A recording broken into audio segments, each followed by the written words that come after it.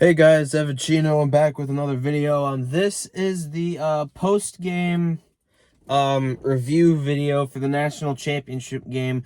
Today's Thursday. The game happened 3 days ago. But I'm gonna make a video today talking about the game. So Michigan beats Washington 34-13 to make the Michigan Wolverines the 2023 college football national champions. Their first championship since 1997 and their first outright championship since 1948. And it was close. I mean, if you watch the game, the final score makes the game look a lot for like not as close. Why do I have ice on my arm? We did get a lot of snow last night, but anyway, the final score does not show like how close the game was for a while. So in the first quarter, Michigan's Donovan Edwards ran the ball for a 41-yard touchdown to give Michigan 7-0 lead. Then Washington's kicker Grady Gross kicked a 25-yard field goal, to make it 7-3, and then Donovan Edwards ran it all the way again, this time for 46 yards to give Michigan a 14-3 lead. And then in the second quarter, James Turner kicks a field goal to make it 17-3. So Michigan had a 14-point lead in the first half. It was 17-3. But then right before halftime, Michael Penix Jr. throws a touchdown pass to Jalen McMillan to make it 17-10, which was the score at halftime. And then Washington had all the momentum going into halftime. I mean, the commentators and not the commentators, like the halftime show people will tell you that, saying, oh man, Washington had all that momentum going into halftime and they get the ball to start the second half. So maybe they're going to go down the field and score a touchdown to tie this game up. But then what happens? Literally the first play of the second half, Michael Penix Jr. throws a terrible pass where there's 3 Michigan defenders around. It's juggled around and Will Johnson comes up with the interception. Michigan doesn't score a touchdown off of that, even though they had great field position. So James Turner comes out, kicks a field goal to make it 20-10. Then Washington comes out, they kick a field goal to make it 20-13. Now it's like, okay, 7-point game, it's close. But if you're a Washington fan, you might as well have turned the game off there because Washington would not score another point for the rest of the game. Lots of nothing. The third quarter and then going into the fourth quarter, Washington and Michigan could not get anything going. Michigan's defense was just too much for Washington. Michigan's defense was too much for anybody this year. I saw a stat. It said this year's Michigan's defense is the first time since Minnesota in the early 1900s to go through the season not allowing 25 points in a game.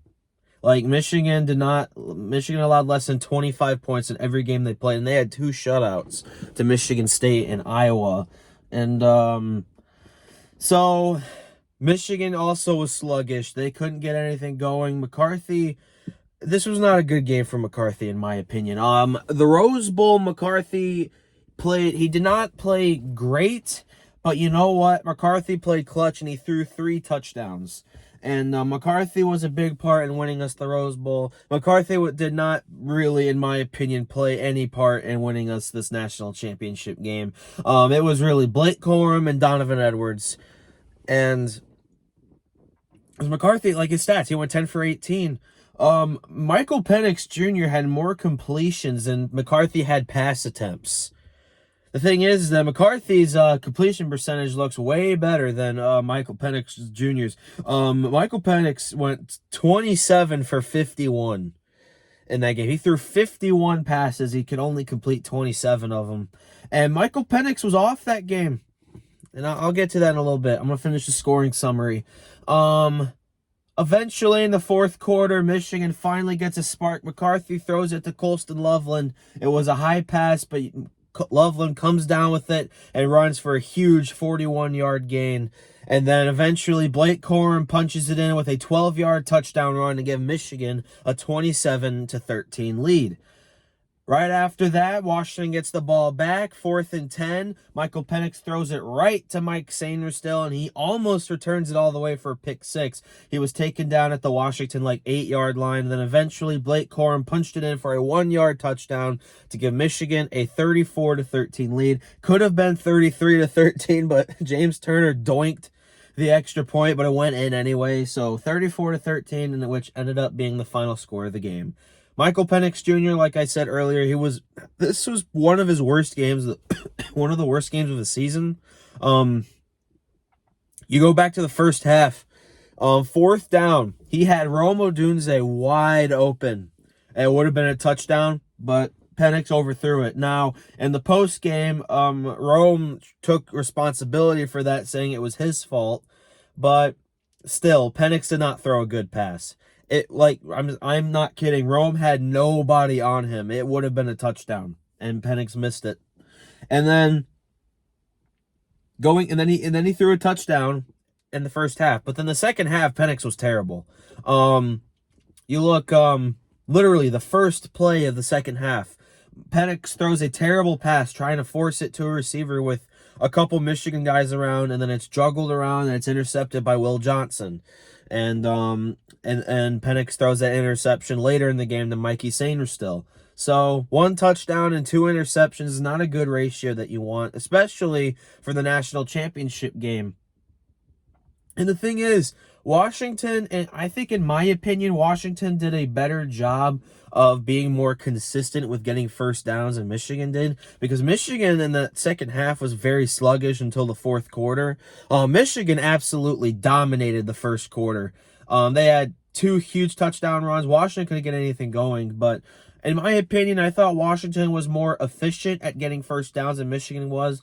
But the difference is that Washington could only get in the end zone once, while Michigan did it 4 times. That's a deciding factor here. And J.J. McCarthy wasn't his best game. He didn't throw any touchdowns, but he didn't throw any interceptions either. And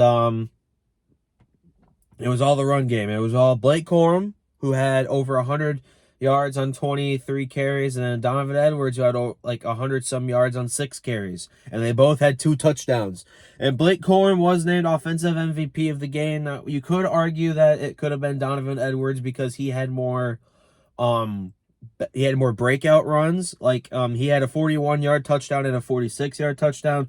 But I think they gave it to Blake Corum because Blake had more rushing yards than he did. And it's just the way it is. And Will Johnson was named Defensive MVP of the game, which I thought it would have been Mikey Sainristil, but they gave it to Will Johnson. They both had interceptions. And Will Johnson was almost ejected in the game for targeting, but they reviewed it and said it wasn't targeting, so Johnson was able to stay in the game. And so that's pretty much it. The big difference in this game was rushing. Washington had 46 rushing yards and Michigan had 303, which is the most rushing yards in a game in national championship game history since the national championship game started back in 1998. And there you go. That's national championship game preview. Those are the stats. Michigan are the 2023 college football national champions.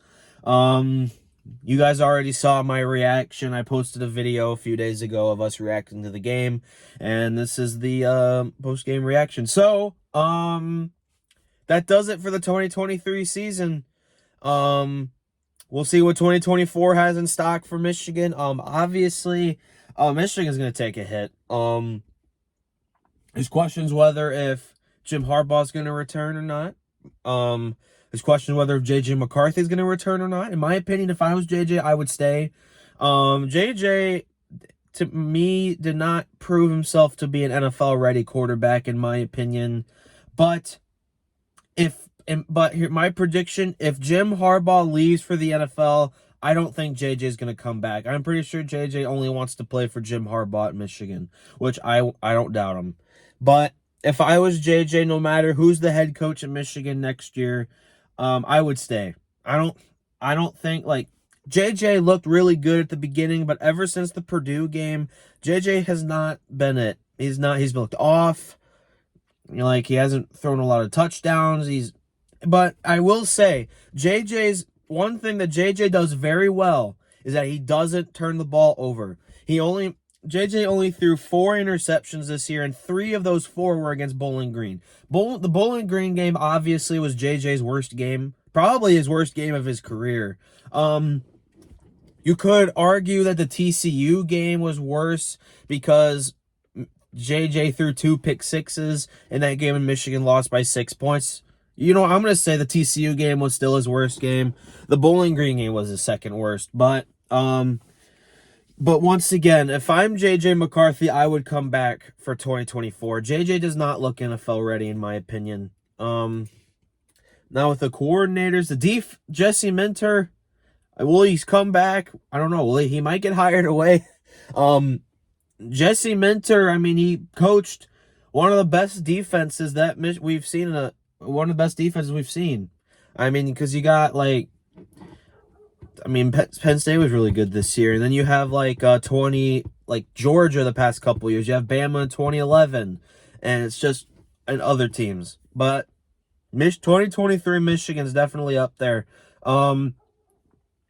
This Michigan defense, if you count every game, all 15 games they played, they allowed an average of 10.4 points per game, which is really good. It's the best in college football. So, that's 2023. It's over just like that. It feels like that. I was just getting ready to watch Michigan take on East Carolina, that Peacock game, but now the season's over. It's just crazy how time flies by.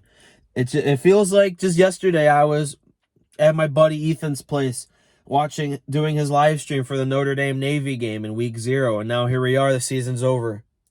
So that's it for college football until August. Michigan will have its spring game in 2024 in April, which I'm sure I will go to that. I'm going to try to go to every Michigan spring game that I can. I'm going to try to go to the one this year. And that's it for Michigan for 2023. And all we could say is just to if we had to grade this season, A++. I mean, this is the best season Michigan has had in the 21st century. And I don't know I don't know when we'll have one like this again. Might be a while. I don't think Michigan's going to be the same team next year. Michigan has a much tougher schedule next year. We will get a national championship game rematch. Michigan plays Washington next year in Seattle. And Michigan's hosting Oregon, USC, Texas, and we're going at Ohio State. So really tough schedule next season. But you know what? From now until August, let's just enjoy this national championship. And we'll see you guys in 2024.